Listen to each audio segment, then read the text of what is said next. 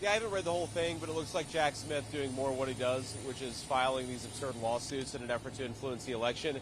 I mean, the one thing that I did see, which I felt was just classic lipstick on a pig, is, of course, the reason the Supreme Court threw out his lawsuit is because they said it implicated the president's official acts, of course, which the president has immunity in conducting those official acts.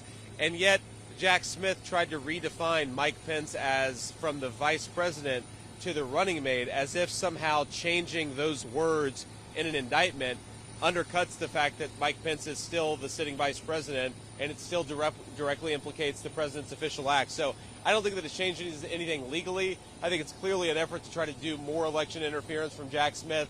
He should be ashamed of himself, and it's one of the reasons why we have to win, because he should not be anywhere near power. Well, I think just my pushback on what they said is, look, if the president doesn't have some level of immunity in how he conducts his office, in the same way that judges have to have immunity, police officers have to have immunity, there has to be some recognition that people can't be sued for doing their job. And, the way that I think about it is try to make this nonpartisan. Barack Obama ordered drones to strike an American citizen in Yemen. That's like the definition of murder, unless you recognize the president has some immunity in conducting his official acts. So I just don't understand how you can even have a president of the United States if there's no immunity in how they do their job.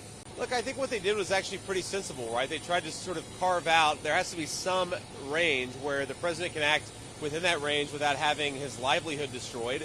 But of course, the president, there are some things that are clearly personal. The president doesn't have immunity there.